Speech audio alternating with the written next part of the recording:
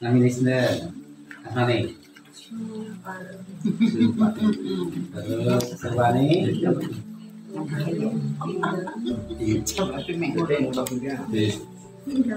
tiga sama G. Lambung, asam lambung, terus saraf kejepit. Jadi di saraf kejepit kaki,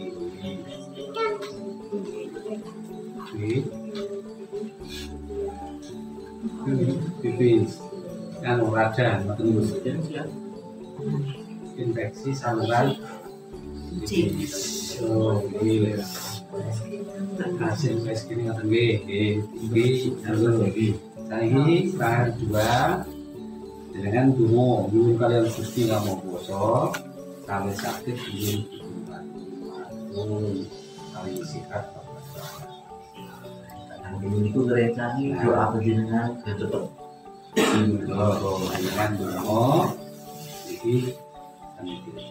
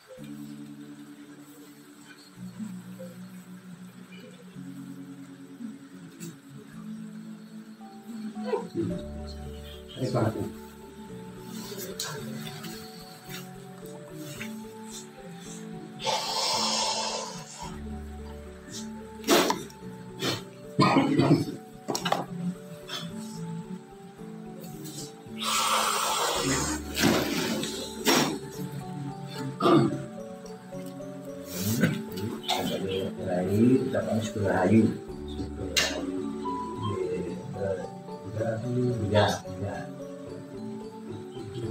apa itu sih?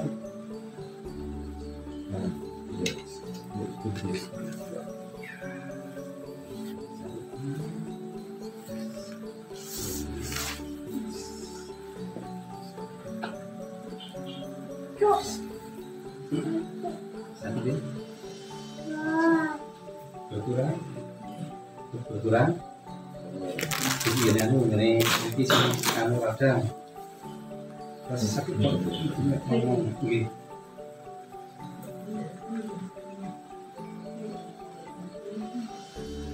oke tapi tahu ini sakit kebetulan jadi kebetulan asam lambung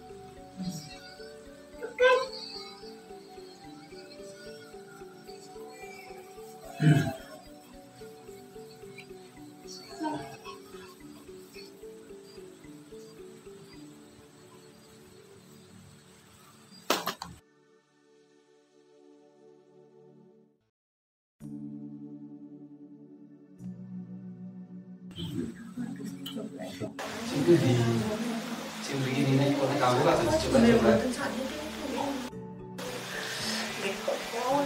Sekejap. Nah, sekejap. Ada lagi coba kira-kira yuk.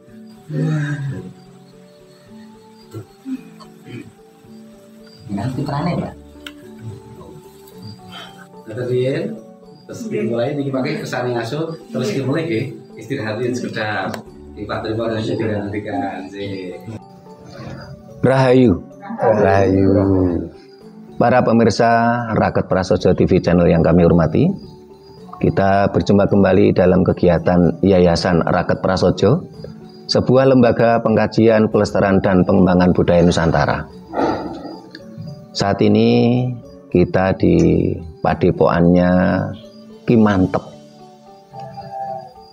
Beliau merupakan terapis.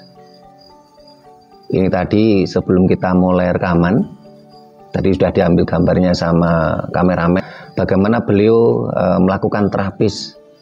Ada yang tadi saraf kejepit di pinggangnya, sama asam lambung. Ini tadi di depan mata saya sendiri. Ternyata luar biasa pengobatan yang dilakukan oleh Ki Mantep ini.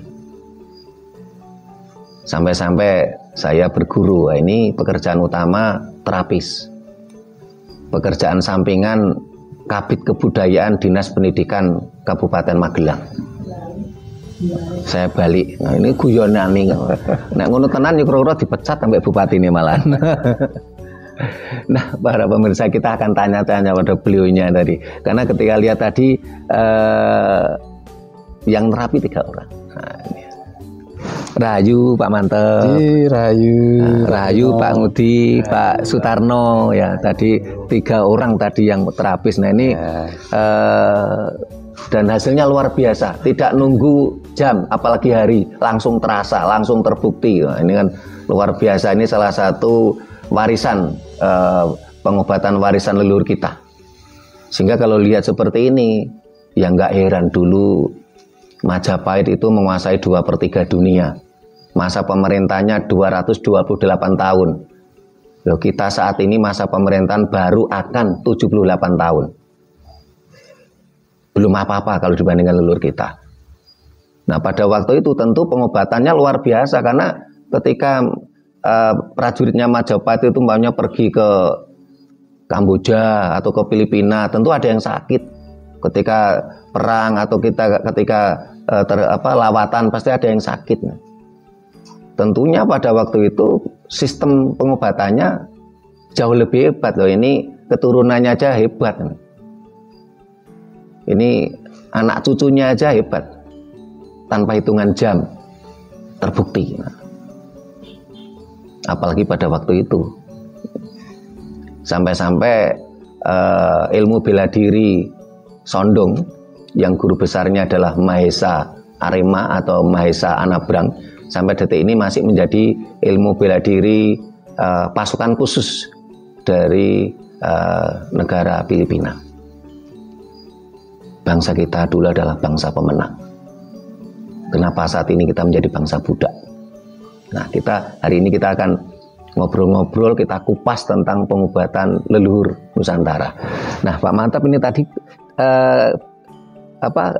cara ngobatinya tadi bagaimana Pak Mantep tadi? Oh ya, cara pengobatan yang pertama gini. keluhan ditanya dulu. Keluhannya dulu.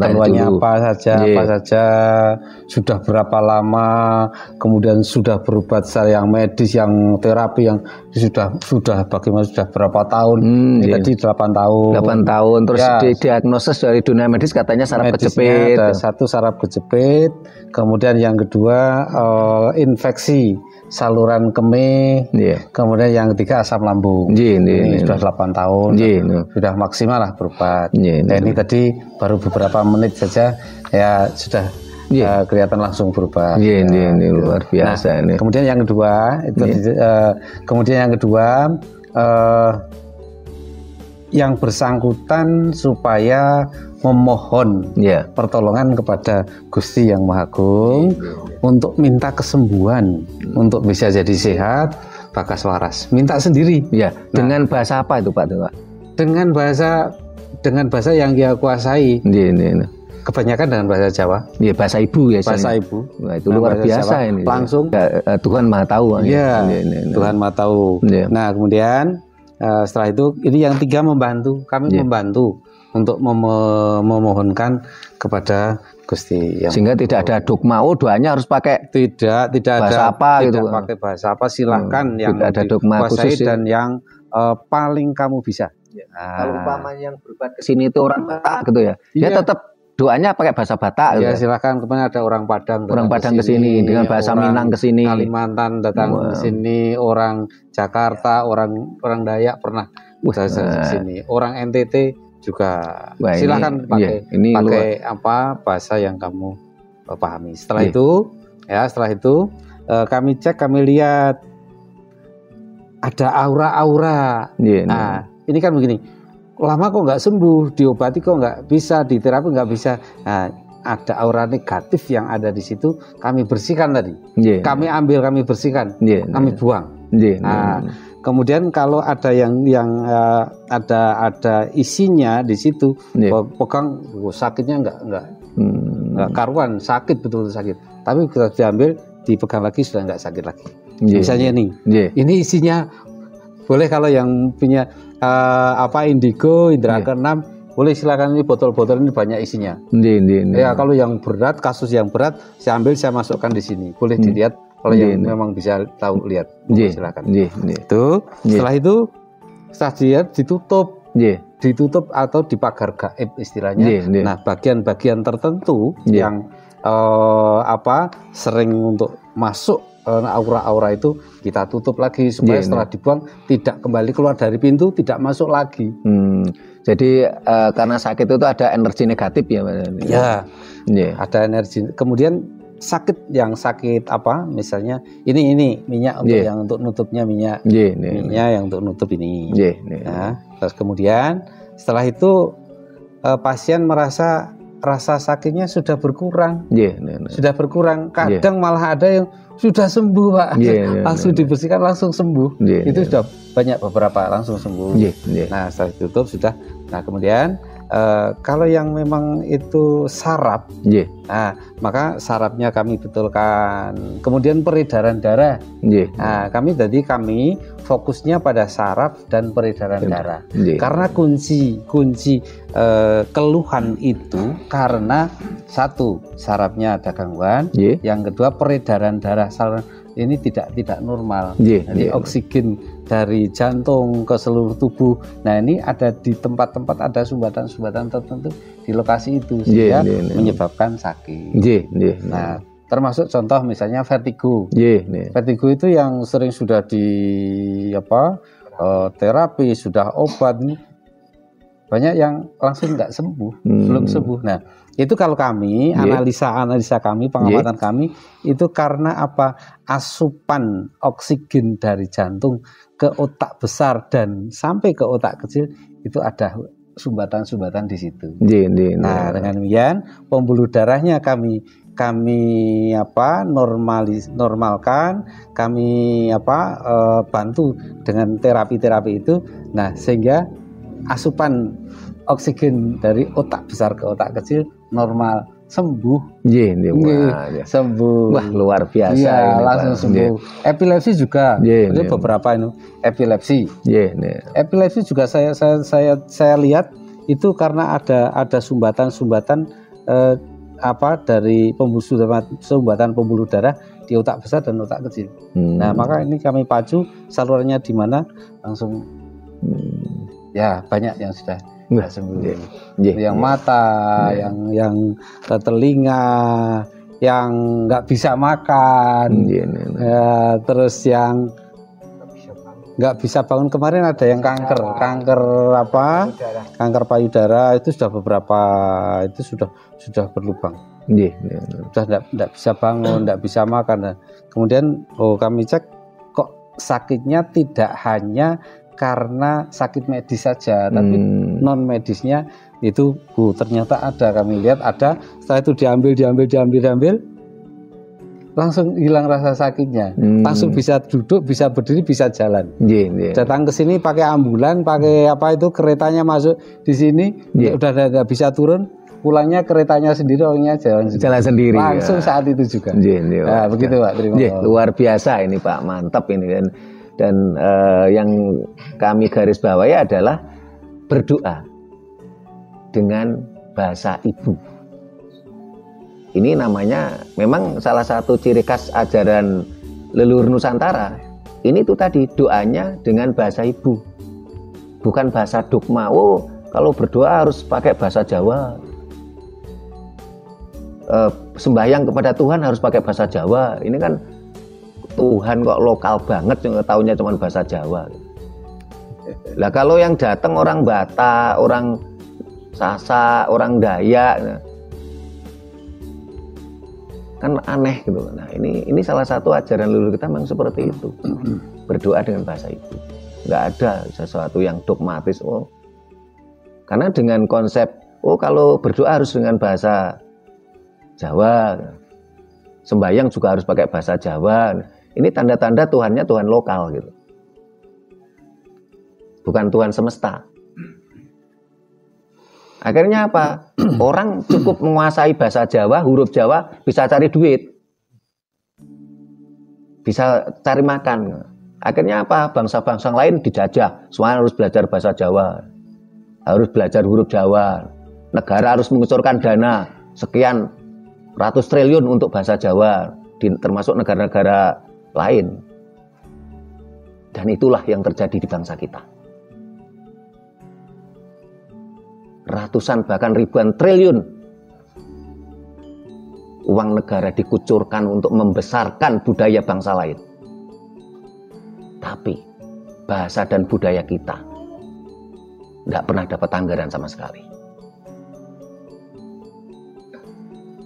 Bahkan teman-teman yang sarjana sastra Jawa, honorer puluhan tahun nggak diangkat karena bangsa ini durhaka terhadap leluhurnya. Ini yang saya garis bawahi dari keterangan Pak Mantap tadi, luar biasa.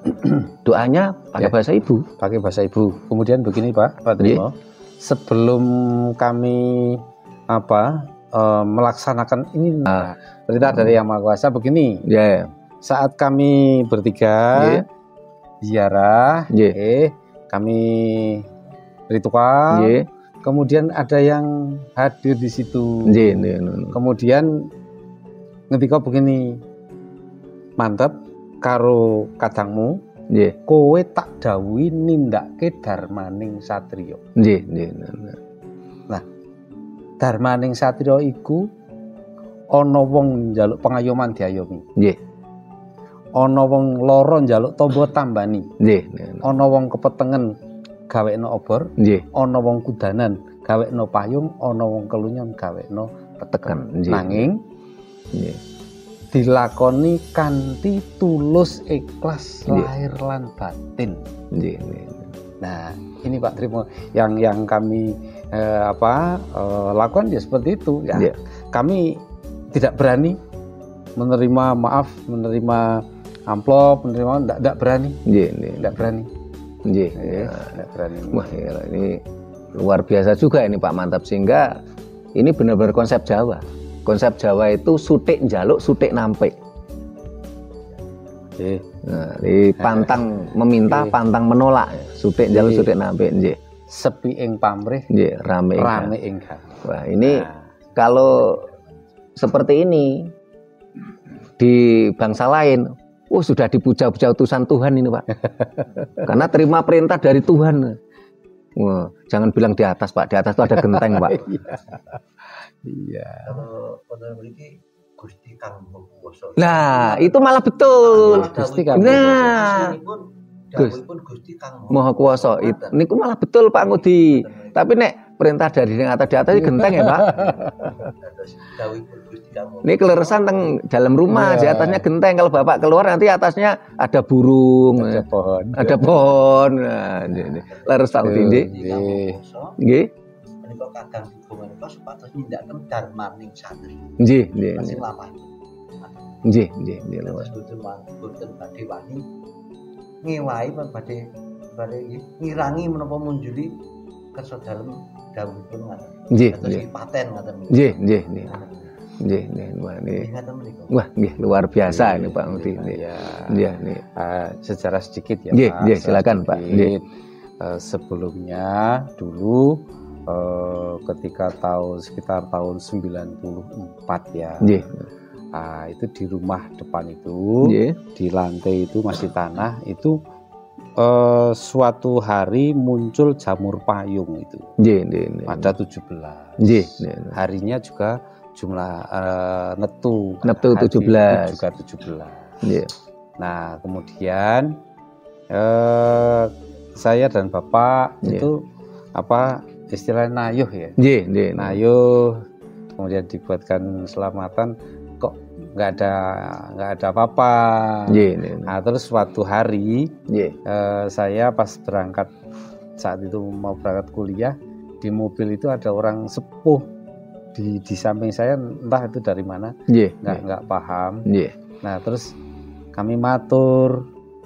Nah, kemudian ngendika begini, Mas, jenengan niku malih ajeng wonten tiyang kathah nyuwun pengayoman teng jenengan. Nah, kula matur, tiyang setunggal desa napa, Mbah? Mboten ming sak desa, Mas. Saged sak kabupaten. Saged sak provinsi. Saged sak negara, keporo saged tiyang sak donya. Nah, kula matur, napa estu, Mbah? Pun mangbukteke mawon sanjange Mbah ini.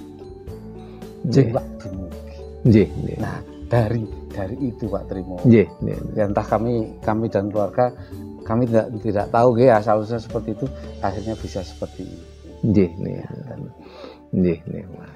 Nah, ini luar biasa ini para pemirsa ini berawal dari dapat anugerah semesta, anugerah alam dengan tumbuhnya jamur payung di dalam rumah. Di dalam rumah, di lantai, di soko guru ini, di sekitar soko guru ini.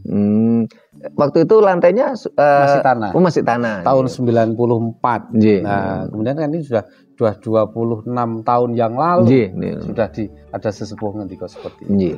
Setelah itu dapat anugerah alam dengan tumbuhnya jamur. Setelah itu mampu komunikasi. Hasilnya dapat perintah dari Sang Moho Gesang Pak. Sang Moho Kuwasa. Wah ini Pak mantep ini, kalau di dunia luar sana udah dianggap putusan Tuhan Pak. Nah setelah itu juga Pak Trimo, kami keluarga punya kadang istilahnya. Nah, namanya kadang urip. Nah, kadang urip ini juga diberi dari Gusti Yang Maha Agung, Gusti Yang Maha Kuasa. Itu namanya Wahyu Kenal Urip. Wahyu Kenal Urip. Ini saat itu diberi nama bahasa roh. Jadi kami diberikan bahasa roh sehingga kami bisa berkomunikasi dengan para arwah, para roh yang sudah ada di bumi Nusantara ini. Nah, kemudian diperintah, kemudian setiap saat saya mungkin ada sedikit pun kesalahan, langsung ditegur, langsung diberitahu, langsung diarahkan. Terus kemudian diarahkan, kamu supaya datang ke sana, ke makam Sultan Agung, kamu datang ke Prabu Siliwangi, kamu silahkan cari Prabu Angling Darmo, kamu silahkan cari Prabu Brawijaya, cari Patih Gajah Mada, cari ini. Nah, saat itu lakunya seperti itu, suruh sana, suruh ke sana. Nah, itu katanya dulu minimal Ratu Pitung Negoro. Nah, kami kan bingung Ratu Pitung Negoro itu siapa? Ternyata itu ketemu di sana, ketemu. Oh, kamu datang ke Panembahan Senopati. Kamu datang ke Sultan Agung. Kamu datang ke Kanjeng Ratu Kidul. Kamu datang ke sana. Itu kami lakukan. Nah, setelah tadi melakukan terapi tadi, ini apakah ada dampak, makanya ada orang mengatakan terapis lain, Pak, ketika dia setelah nolong orang dia terdampak, kadang-kadang dia menjadi capek, dia menjadi bahkan kadang-kadang terdampak dari penyakit dari pasien ya. Lah ini yang dialami Pak Mantep, Ki Mantep bersama saudaranya tadi, apakah juga ada dampaknya, Pak? Yang kami alami tidak ada. Tidak ada. Baik yang mengantar, baik kami, ini nggak ada yang terdampak apa-apa. Termasuk, maaf ya Pak, ada seorang yang sakitnya katanya orang itu, Pak, saya sakitnya ada hal aneh, misalnya ada seperti benda jatuh, ada seperti mercon bunyi terus kemudian langsung sakit. Banyak dari itu juga itu langsung sudah diambil, tidak usah tanya dari mana, tidak usah tanya ini maksudnya apa, tidak, yang penting sembuh. Jadi usahakan di sini itu menyembuhkan, menyelesaikan masalah, tapi tidak mendatangkan masalah lagi, tidak membuat orang itu jadi panik, jadi khawatir, jadi nambah musuh, nggak boleh. Kok kayak Penggadean tuh, Pak? Menyelesaikan masalah tanpa masalah. Ini nggak boleh. Yang penting yang penting sembuh sudah. Jangan istilahnya berprasangka tidak baik dengan orang. Jangan mencuriga dengan siapa. Pak, saya dibuat itu, jangan. Itu. Nah, kemudian katanya itu katanya pernah itu dari Sumatera. Dari Sumatera itu dari Lampung itu dia polisi reskrim ya saat itu. Dipantau dari sana nggak kelihatan. Kami bertiga tidak kelihatan. Katanya itu. Iya, kali yang bilang itu nggak kelihatan, sehingga saya tidak dimusuhi. Saya tidak dimusuhi. Tidak punya musuh. Tidak punya musuh, tidak punya, ya sudah, yang namanya sudah baik-baik saja. Mohon maaf Pak, Ki Mantep tadi, Ki Mantep cerita sebelum menyembuhkan orang itu kan ritual dulu ya. Nah, sementara kami tadi belum lihat ritualnya. Itu bagaimana Pak tentang ritualnya, Pak? Apakah di tempat khusus ritualnya atau tidak. Jadi begini, ritual kami langsung menghadapi pasien. Pas waktu terima pasien, dihadapi pasien tadi ritualnya. Ya, dan kemudian ini pengobatan pasien ini ya dihadapi semua orang yang ada di sini. Tidak ada tempat khusus, semua bisa lihat, terus bisa belajar pun juga. Kalau misalnya sakitnya biasa, di situ titik-titiknya silahkan. Jadi kami terbuka.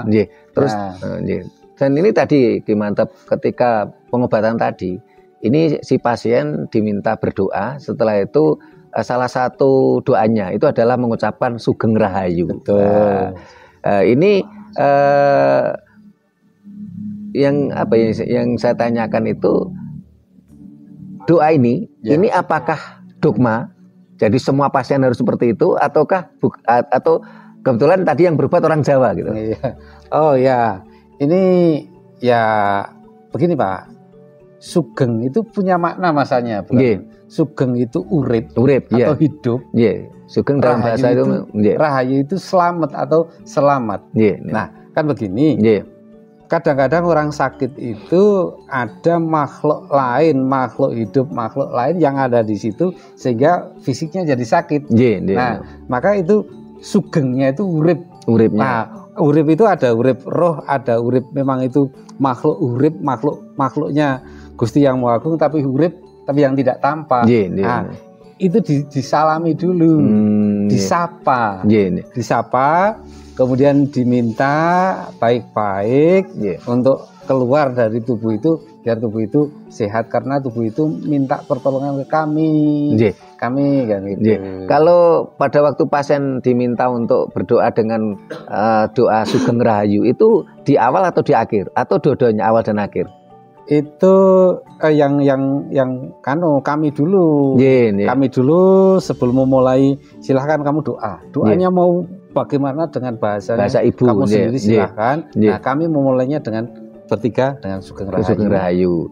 Terus kemudian kami doa mohon pada Gusti Yang Maha Agung, kemudian supaya ada sakit, ada roh urip yang ada di raka itu atau aura negatif untuk kami ambil, untuk kami dia pergi. Kalau Ki Mantep bersaudara kan memang orang Jawa, sehingga kalau doa Sugeng Rahayu ya itu bagus saja, karena itu berarti menghormati leluhurnya Pak Mantep yang memang orang Jawa. Terus tadi yang saya tanyakan adalah tadi pasien itu juga harus ikut berdoa Sugeng Rahayu. Yang saya tanyakan itu apakah itu sebuah keharusan ataukah hanya tadi karena yang berobat itu orang Jawa? Begini, itu setelah ditutup terakhir kemudian ada ini tangan kiri dikasih minyak. Nah ini untuk ini dengan ucapan Sugeng Rahayu tadi. Kalau umpamanya pasiennya bukan orang Jawa? Ya itu pakai Sugeng Rahayu. Oh sama Sugeng Rahayu. Oh kunci itu. Sugeng Rahayu dengan kita diam, tapi kita menggunakan bahasa roh. Untuk karena yang ada di tubuh seseorang yang sakit, yang di luar medis ada roh yang tidak kasat mata. Tapi kalau tidak pakai bahasa roh, rohnya garing Pak, nggak bisa nyambung. Tapi kalau menyampaikan kepada seseorang yang sakit, itu pakai bahasa roh. Jadi roh yang berada di tubuh yang sakit itu dia tahu, bisa nyebut itu konco dewi, lalu dia pergi atau dia diambil, menurut lah, menurut lah. Jadi roh itu keluar, diambil, dibuang, tidak merasa jadi musuh. Karena salamnya Sugeng Rahayu, cara mengambilnya secara diam, tidak mengeluarkan kata-kata, tapi sini menggunakan bahasa roh. Bahasa sukma, Pak. Ya roh ya sukma. Sukma itu, Pak. Kalau orang Jawa kan sukma, Pak. Kalau ruh itu bahasa Arab, Pak. Nah, pada waktu itu memang di bahasa roh. Bahasa roh. Bahasa urip. Oh bahasa urip. Oh iya, kalau bahasa urip benar. Bahasa urip. Bahasa urip. Jadi semua yang sakit, yang diambil, yang diambil ya tidak merasa musuh, yang sakit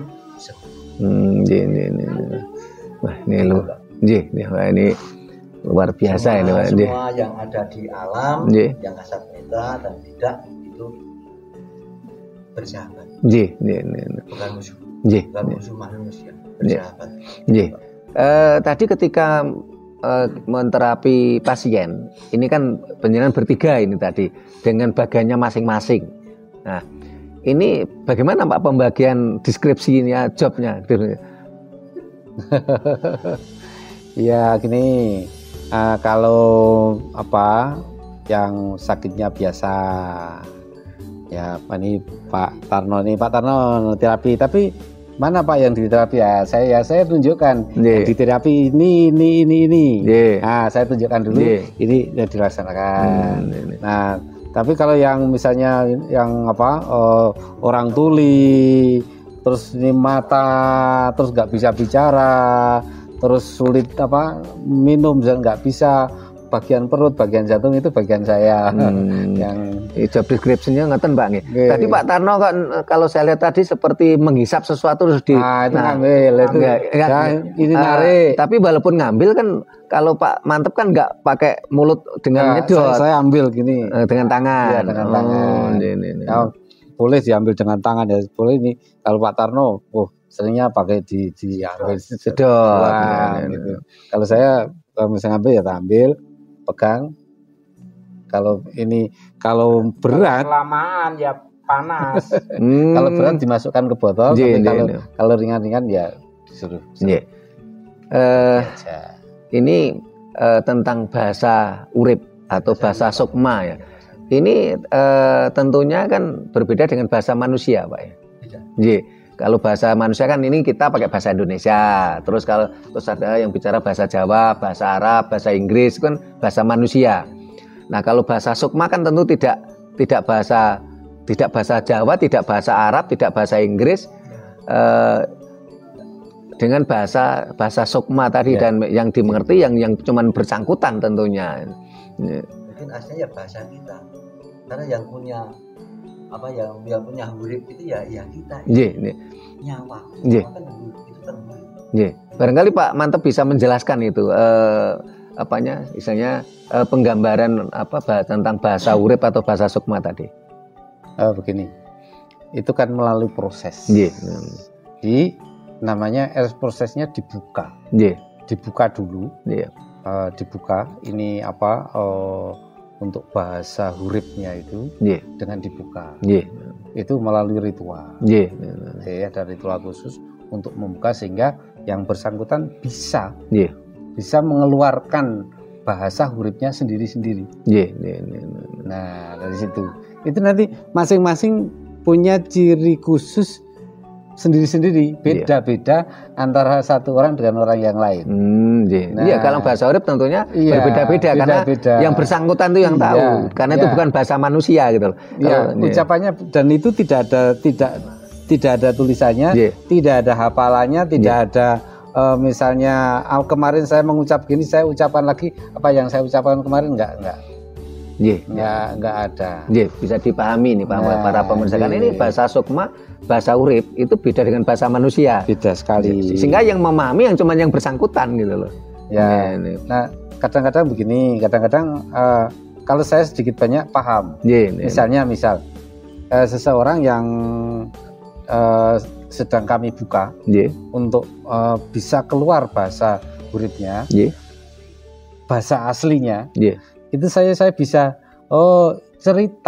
dia cerita apa pengalaman hidupnya, itu cerita ini apa yang dilakukan. Setelah itu ya ditunggu banyak orang begini. Ini orang ini pernah misalnya dengan orang tua pernah bentrok, pernah cekcok sampai orang ini tidak berbakti dengan orang tua, pernah melakukan misalnya mengambil hak orang lain, misalnya pernah bunuh orang. Saya setelah itu betul kamu tadi cerita ini apa? Iya Pak, iya Pak, iya. Tapi tidak semua misalnya hanya tertentu. Saya bisa paham apa yang disampaikan, yang diucapkan itu. Terima kasih Pak Mantep. Nah, ini para pemirsa semakin menguatkan bahasan-bahasan kita selama ini, bahwasanya kalau Tuhan semesta tentunya satu, namanya tidak nama lokal. Kok ada ajaran nama Tuhannya sebagai contoh nama Jawa, itu berarti bukan Tuhan semesta, itu Tuhan lokal gitu. Namanya pakai nama lokal. Terus bahasa dalam ajaran tersebut untuk sembahyang, untuk ritual dengan Tuhannya itu dengan bahasa tertentu, itu berarti juga ajaran lokal. Tapi kalau Tuhan semesta, ajaran semesta, tentunya yang dipakai adalah bahasa semesta, yaitu bahasa sukma atau bahasa urip, bahasa hidup, dan tentunya yang mengerti cuman yang bersangkutan, dan itu tidak bisa dipaksakan kepada orang lain. Kalau dipaksakan tentunya menjadi sebuah penjajahan dogma dan penjajahan ajaran. Apalagi sampai ajarannya tadi memihak dari bangsa yang memiliki ajaran tersebut. Semakin nampak sekali ajaran tadi ajaran yang rasis dan diskriminasi. Banyak ajaran-ajaran Dayo itu sifatnya diskriminasi dan rasis, karena memihak pada bangsa di mana ajaran tersebut lahir. Bahasanya bahasa lokal, isinya memihak pada bangsa di mana ajaran tadi lahir. Sementara ajaran luhur kita, ajaran Jawa, ini ajaran Jawa tidak mengenal nama Tuhan. Kenapa?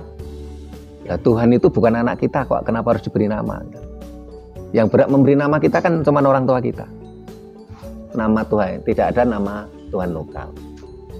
Ajarannya juga semesta, tidak rasis. Sehingga walaupun kita semua ini keturunan suku Jawa, belum tentu bisa jadi Jawa. Jadi universal. Tetapi kita semua walaupun keturunan suku Jawa, kalau tidak mau laku, tidak mau proses, ya tidak bisa jadi Jawa. Tetapi walaupun orang Arab, orang Inggris, orang Dayak, orang Sasak, orang Madura, kalau mau laku, mau proses, ya bisa jadi Jawa. Karena Jawa itu sebenarnya sebuah value, sebuah nilai. Sehingga banyak sekali di tengah-tengah masyarakat kita kadang-kadang masih tersisa kata-kata, "Wo, bocah ki ora Jawa." Ngeten nggih Pak Udi nggih. Padahal jelas dia itu keturunannya suku Jawa. "Oh, bocah ki ora Jawa." Malah kadang-kadang kita ngomong, "Wah, Cina ki kok Jawa banget ya." Keporo malah ngaten, Pak. Nggih. Keporo malah isin nek ngakoni awak aku ki wong Jawa. Nggih, nggih. Menika keporo malah isin nek ngakoni nek aku ki wong Jawa. Nggih. Nggih. Karena kita merasa belum Jawa, Pak. Sehingga kadang-kadang kita malu kalau ngaku-ngaku wong Jawa. Nih. Apa aslinya wong Jawa? Ada aslinya suku Jawa. Tapi belum tentu perilakunya Jawa. Ajaran leluhur kita ternyata lebih universal dibandingkan ajaran Dayo yang terkesan rasis dan diskriminatif. Nama Tuhannya nama Tuhannya nama lokal. Ini jadi renungan kita bersama. Kita punya sesuatu yang lebih komprehensif, lebih universal, malah dibuang. Terus kita memakai milik orang lain yang ternyata lokalisme, lokal, diskriminatif dan rasis.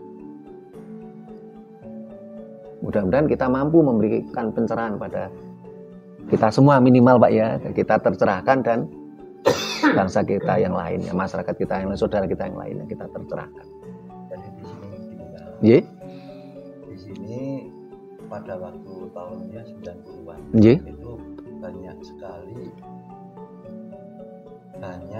ya warga yang ingin menjadi kadang. Ye. Jadi sudah banyak Pak. Ye. Itu sudah jejaknya Bapak. Ya adik saya. Membentuk paguyuban sendiri kadang urip, betul? Nggih. Punya paguyuban sendiri namanya kadang urip. Ya. Tapi ya untuk sendiri saja bukan kami daftarkan sampai tidak. Oh masih istilah bentuknya OTB Pak ya. Ya hasilnya. Nggih. Yang penting kan ikatan rasa Pak. Walaupun tidak legal di legalitas legal formal. Kami tidak. Karena itu bukan untuk mencari itu, tapi ya untuk ini dari. Wah, itu malah yang utama itu Pak, pertalian rasa gitu loh. Iya. Walaupun tidak ada legal formalnya. Nah ini tadi Pak Mantep saya lihat di sebelah kanan pasien, Pak Sutarno di belakang pasien, Pak Ngudi di sebelah kirinya. Itu apa yang dikerjakan beda-beda Pak? Awal itu sama, sama, karena kan ada kanan kiri ini tiga ini mengumpulkan tenaga yang sama untuk menarik aura-aura negatif dan rasa sakit ini untuk sama. Untuk memfokuskan cara ini ngegulkan ini si pemain sepak bola ya ini dari beberapa lini kita masukkan gol untuk. Ya, terus tadi kok pakai ini boleh saya pegang Pak, boleh saya buka ini. Boleh. Ini kenapa harus pakai minyak wangi? Ataukah apakah bisa diganti yang lain? Oh ini minyak wangi, jenisnya wangi bukan harum. Ya, ini para pemirsa masih bisa lihat di video kita yang lainnya perbedaan harum dan wangi. Terutama yang kita bahas dupa ya, dupa harum dan dupa wangi itu berbeda karakternya, berbeda fungsinya. Kalau ini memang jenis wangi nih Pak. Bukan harum. Jadi harum dan wangi itu beda. Tapi untuk orang awam kan kadang-kadang dianggapnya sama, padahal beda. harum dan wangi. Nah, kenapa harus pakai minyak wangi? Dan ini betul-betul minyak wangi, bukan harum ya, karakteristik baunya. Terus apakah kiranya tidak bisa diganti yang lain, Pak? Kalau diganti yang lain bisa saja, bisa ganti minyak harum bisa. Ya, ini untuk sarana menutup pintu-pintu yang tadi sering digunakan untuk masuk aura negatif tadi. Pernah dicoba dengan minyak yang karakter harum? Yang ini misalnya. Karena mohon maaf kalau mau sebagai contoh, mamanya orang kesenian ebek atau jaranan, ini dupa yang dibakar seperti dupa wangi, dupa harum nggak akan bisa. Ya Gunung Kawi itu wangi karakteristiknya. Di sini apa namanya ebek, kalau Banyumasan kan ebek. Ya. Di jaranan. Itu kalau nggak percaya bisa dibuktikan, suruh bakar dupa yang aroma harum nggak akan bisa, Pak. Karena memang karakteristik aroma harum dan wangi itu beda. Nah kadang-kadang orang tuh ilmunya aja belum tahu, kopinya kurang kental, masih bengok-bengok ya. Nah ini tadi kembali ke pertanyaan saya ke Pak Mantep tadi. Pernahkah, ini kan dipakai dupa wangi, pernahkah dicoba dengan dupa karakteristik yang baunya harum? Kalau kami tidak apa, pokoknya ini hanya sebagai saran aja, harum, wangi bisa. Tapi belum pernah nyoba. Yang harum, yang misalnya yang apa? Nah, coba ini yang satunya saya lihat. Satu lagi ada. Ini juga sama, Pak, karakteristik wangi ini. Ini juga wangi. Nah, coba.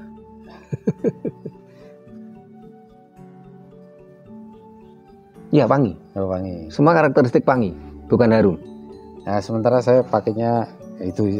Pengetahuan kami hanya itu aja. Kalau ini minyak wangi, bukan harum, karakteristik baunya. Jadi kalau wangi itu baunya itu reaktif, Pak. Wong Jawa ngarani greng. Nggih. Tapi kalau harum itu soft, lembut. Gitu. Kalau tadi sudah diambil, lalu tidak ditutup, nanti pulang dari sini dia masuk lagi. Energi negatifnya tadi. Dan di rumah mungkin 2 hari 3 hari sudah rasa sakitnya kembali. Tapi kalau sudah ditutup, namanya dipagari gitu. Awalnya ditutup aman, Pak. Tidak bisa masuk. Jadi banyak ya katanya banyak yang melakukan sudah dibersihin, tapi di tempat sudah sembuh. Tapi 2 hari 3 hari jangan lagi. Yang dilaksanakan di sini itu pakai minyak wangi tadi. Minyak wangi. Ya. Ini semua ini kadang urip sedaya, Pak, ini yang hadir ini, Pak ya. Ya pasien. Ada pasien juga. Pasien, ya, nah ini kita kasih kesempatan barangkali ada yang mau tanya ini dari yang hadir kepada Pak Mantep dan saudaranya ini. Ada yang tanya? Siap. Ya, terima kasih. Nama saya Syekh Agung Prastyo. Saya dari Sudimoro, Grabak. Dan kebetulan saya juga tidak tahu meskipun kalau tadi Pak Mantep menyebutkan ada kadang gurip gitu ya. Tapi secara tidak sengaja, tetapi saya percaya bahwa ini juga diatur oleh Yang Maha Kuasa. Jadi saya sowan ke sini, saya datang ke sini itu apa ya istilahnya? Seperti kalau orang menyampaikan itu sebuah kebetulan atau apa, tetapi saya meyakini bahwa itu juga dituntun oleh Yang Maha Kuasa. Sehingga saya sendiri ketemunya memang awalnya tidak sengaja, tapi setelah itu ternyata saya punya sebuah apa istilahnya ya, problem atau pergumulan, karena saya kebetulan di kampung itu dituakan sebagai kadus, warga saya sedang begini, ada permasalahan, kemudian saya sowan ke sini. Dan hari ini pun juga ada yang mau berobat. Dan seperti semacam ada, kalau berbicara seperti Pak Trimo tadi sampaikan bahwa ada rasa gitu ya. Jadi saya itu kalau misalnya agak lama tidak kesini itu seperti ada yang istilahnya ngoseke begitu ya, menggerakkan begitu ya. Kemarin saya juga sudah matur saya kok seperti karena sudah agak mungkin 2 minggu gak kesini itu sudah Pak Mantep yang dalam mimpi itu ke sana gitu ya. Jadi berkunjung ke sana gitu. Itu saya kira itu diatur oleh Yang Maha Kuasa dan dari warga saya. Kalau saya bawa rombongan biasa 10 orang. Kemarin malah sempat 20 orang 3 mobil, Pak. Dari kampung saya. Pak siapa tadi? Pak Agung. Pak Agung. Itu kampungnya ke sini jauh berapa? Setengah jam lah kira-kira perjalanan. Ya tidak terlalu jauh sekali. Nah, kemudian berkait 20 kilo. Ya, sekitar itulah. Dan saya kalau yang saya alami sendiri itu setiap kali bertemu masuk kemudian apa yang disampaikan itu satu secara logika nalar secara umum itu masuk di kepala saya. Kemudian yang kedua secara rasa itu ada rasa ayem ya. Ada rasa ayem. Ini semacam testimoni ya. Ya, semacam testimoni. Kemudian selanjutnya saya juga ingin menanyakan kepada Pak Mantep, barangkali nanti juga bisa disambung oleh Pak Trimo. Jadi dalam konsep Jawa itu kan sebatas yang saya tahu itu kan ada konsep manunggaling kawula lan Gusti. Itu yang pertama. Kemudian yang kedua adalah ada istilah sedulur papat limo pancer. Nah ini saya ingin bertanya dan menggali lebih dalam tentang konsep itu pengejawantahan atau apa ya istilahnya prakteknya itu seperti apa gitu ya. Karena itu saya juga dalam rangka berproses gitu ya. Berproses itu apa sebetulnya makna dari kedua hal itu. Nah, pertanyaan saya adalah tentang manunggaling kawula lan Gusti. Kemudian yang kedua adalah sedulur papat limo pancer. Saya kira itu saja Pak. Terima kasih Pak Agung. Yang sebelah sana ada yang mau tanya ke Pak Mantep. Tidak ada. Nah, kalau tidak ada silakan Pak Mantep langsung dijawab ini. Ini sebenarnya keluar tema ini. Tema kita pengobatan terapisnya Pak Mantep nih, tapi ora ana rasa seneng kejaba nyeneng kilian. Mangun renaning tasing sesami. Nah, coba dijawab sekilas saja, bahkan ini di luar tema sebenarnya. Sekilas Pak Agung. Misalnya seperti yang kami lakukan dan sebelum mulai kan kami kan didhawuhi. Yang dawuhi siapa kan Gusti. Nah, saya duduk di sini. Lah kemudian siapa? Kawulo istilahnya pun. Kawulo dari Gerabak, dari Jakarta, datang ke sini. Kan lho Pak. Dengan berbagai macam sakit, keluhan, masalah. Nah, di sini menjadi satu rasa. Kan manunggal Pak. Nah, nah itu yang ada di sini kan seperti itu. Nah, dia perwujudannya. Kan seperti ini Pak. Ya kami kan diperintah. Ya, kami diperintah. Kemudian banyak ini saudara-saudara ini sekarang baru saya datang. Banyak sekali ini berapa nih yang sekitar 20 orang, 30 orang setiap malam datang ke sini. Tiap malam. Iya, tiap malam itu ya minimal 10 orang lah. Dan di 20 ini saja sudah berapa? Ini 30 orang ada. Ini semua pasien atau kadang-kadang keluarga pasien. Pasien semua. Oke. Oh, nah, ini baru datang. Dari mana, Bu Budi Pak? Muntilan. Dari Muntilan. Muntilan, Temuran, Salaman, Gerabak. Berapa jauh Pak Muntilan ke sini? Kalianggrek. Bu, sampai sini berapa jauh? Berapa kilo? Berapa jam tadi perjalanan? 1 jam setengah. Wih, ada yang 1 jam setengah, ada yang 1 jam dari rumah sampai sini.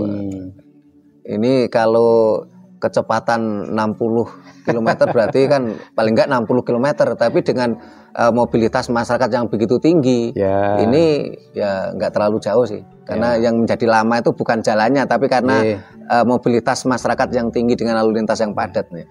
Terus sudah yang dijawab Pak Agung ada. Kemudian yang tadi apa Pak, sedulur papat nih. Sedulur papat itu ya sedulur bareng lain. Kita yang bersama saat itu yang mendukung, ada Kakang Kawah Hadi Ari-Ari seperti itu. Nah, itu yang, dan itu akan membimbing kita, selalu membimbing kita misalnya sedang sakit atau sedang susah. Yang disambati yang pertama ki sedulur papat Timo Pancer ya kita ini. Nah, itu akan membantu, apalagi kalau orang nun sewu dari nenek-nenek kami nek wani prihatin ngasih ditemoni wong sing wujude rupane padha persis karo kowe. Temui saudara yang mirip dengan kita. Mirip dengan kita. Nah, itu siapa? Yaitu saudara kita, saudara kembar kita. Dan itu akan membantu memohonkan kepada Gusti Yang Maha. Terima kasih Pak Mantep. Mudah-mudahan Pak Agung puas dengan jawaban Pak Mantep. Tapi kalau nggak puas ya harap dimaklum, Pak Mantep bukan pemuasnya Pak Agung. Pemuasnya Pak Agung kan istrinya gitu loh. Nah ini sebelum kita tutup, nah ini Pak Ngudi ini kan kakaknya Pak Mantep. Ini saya ingin istilahnya Pak Ngudi ini memberikan penjelasan sesuatu. Silakan Pak Ngudi.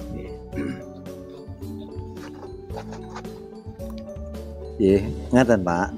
Terus kena apa? Nah, kena apa?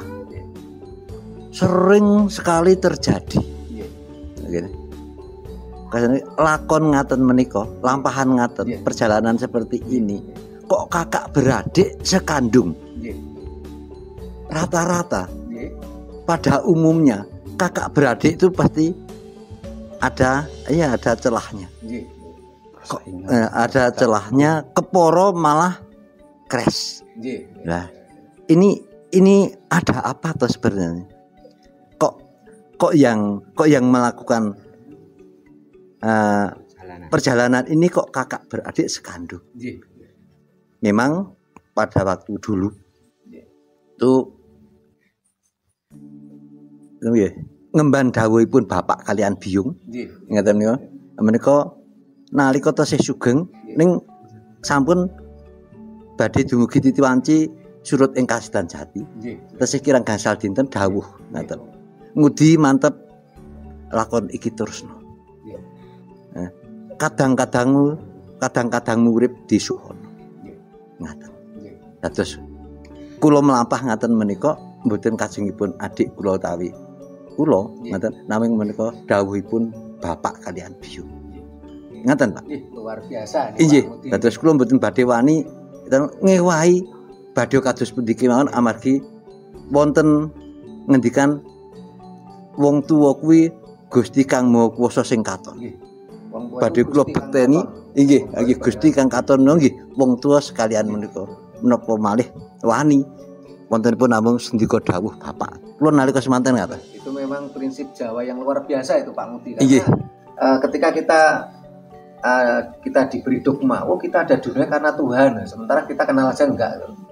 Dibuktikan juga sulit. Tapi kalau dikatakan kita ada dunia karena orang tua kita, ini sesuatu yang nggak bisa dibantah. Bahkan orang ateis, orang sekuler di sana, ateis itu kan nggak percaya Tuhan. Tapi ketika dia dikatakan, Anda ada dunia karena Tuhan, dia bantah Pak, dia ateis kok. Tapi ketika dikatakan Anda ada dunia karena orang tua Anda, ini sesuatu yang nggak bisa dibantah Pak. Nah luar biasa. Dan ini apa yang dikatakan Pak Ngudi tadi, memang saya jadi teringat Pak, di tempat kami sana ini seorang seniman cukup ternama, tapi ya tadi sama adik kandungnya aja berselisih paham gitu. Ini tetap rukun. Dan saya lihat tadi yang menjadi apa istilahnya itu semacam pemimpin ya. Ini Pak Mantep. Padahal Pak Mantep ini adik nomor 4 ya. Nomor 3. Pak Ngudi yang pertama. Ini suatu hal yang legowo banget loh Pak. Pak Ngudi itu nomor 1, istilahnya dipimpin oleh adik yang nomor 3 pun oke-oke saja gitu. Ngeten nggih Pak. Adik menika mboten mimpin, ngeten. Namun ayahan menika ayahanipun sami. Yang ordinir. Ngeten menika lajeng papanipun menika wonten ing mriki. Tentu kemawon mesti ginakaken nami ingkang dipun legawe wonten ing mriki. Umaminipun wonten papan kula wonten gubuk kula mriku nggih. Mesti naminipun kula. Ngaten menika Pak. Nah, kalau tadi pas praktek saya lihat Pak Mantep yang lebih dominan koordinir itu tadi. Inggih, terus menika ayahan menika estunipun menika sami. Ngaten namung estunipun sami, namung menika antaspun adik kula ingkang ngayahi ngaten-ngaten, menawi kula menika nuwun sewu Pak. Nggih. Namung adik kula ngrumaosi meneh kuwi kakangku. Dados mami tur kula menawi nggih praktek terapis niku nuwun sewu mboten saged Pak. Ngaten mboten saged. Dados mamane mung bantu gede iki Mas. Yo. Namung ngaten Pak. Ngaten. Dados perangan menika namung adik kula kalian Pak Bagong Tarno menika ngaten menika. Ya, karena memang unsur napa istilahnya pun kemampuan Pak ya sehingga Pak Mantep yang jadi ngordinir tadi. Inggih ngaten menika Pak. Nggih. Dados kula segedi wonten ing raos mboten gadahi raos ingkang dados pundi amargi menika namung nindakaken ayahan darmaning agesang Pak. Nek malah dawuhipun eyang nindakake darmaning satriya dawuhipun ngaten Pak. Nggih. Ngaten menika. Nggih, ngaten Pak. Terima kasih Pak Ngudi. Pak Tarno mau disampaikan? Mboten Pak. Mboten. Wah. Oh, ngaten nggih. Pak Mantap mau disampaikan yang terakhir untuk closing silakan Pak. Nggih. Kami sekeluarga ini dari nenek kami, Bapak Biyung, kemudian laku dari Bapak Biyung kami yang melanjutkan. Nah, ini kemudian semua ini atas dawuh perintah dari Gusti Yang Maha Agung. Semuanya kami bertiga dan keluarga ini menjalankan saja Pak. Jadi dengan legowo, dengan ikhlas, ya apapun, berapapun sampai jam berapa sudah kami. Yang penting siap. Hanya dijauhi hanya sendiko dan siap melaksanakan. Dengan legowo seperti itu, dengan tulus, ikhlas, lahir batin. Nah itu yang kami lakukan. Terima kasih Bapak Sutrimo dari Raket Prasojo yang jauh dari Malang sudah hadir bersama kita semuanya, dan mudah-mudahan ini banyak manfaatnya kepada rekan-rekan kita semuanya bisa kembali pada jati diri bangsa Nusantara. Luar biasa nih Pak. Terima kasih Pak Mantep. Sami-sami Pak. Nah, para pemirsa yang saya hormati, demikian kita tadi ngobrol-ngobrol dengan Ki Mantep, terapis, banyak penyakit yang disembuhkan mulai dari saraf kejepit, lambung, terus apalagi Pak Mantap tadi? Vertigo, ada jantung, ginjal, wah luar biasa. Ya sebenarnya semua keluhan sakit Pak. Dan ini merupakan sistem pengobatan peninggalan leluhur kita. Dan Pak Mantap ini juga tergabung di organisasi kita di Yayasan Raket Prasojo. Kalau di grup WA-nya di Raket Prasojo 2. Ini bagi nanti ada yang membutuhkan keterangan lebih lanjut, yang anggota kita di grup 2 bisa langsung japri belonya. Tetapi yang di luar grup Raket Prasojo 2 bisa menghubungi nomor HP kita yang ada di deskripsi. Kita akhiri sampai di sini dulu para pemirsa yang saya hormati. Kita akan berjumpa kembali di kegiatan kita lainnya. Bila mana ada kata-kata kami yang kurang berkenan, tata krama kami yang tidak memadai, kami mohon maaf. Terima kasih. Sampai jumpa. Rahayu. Rahayu.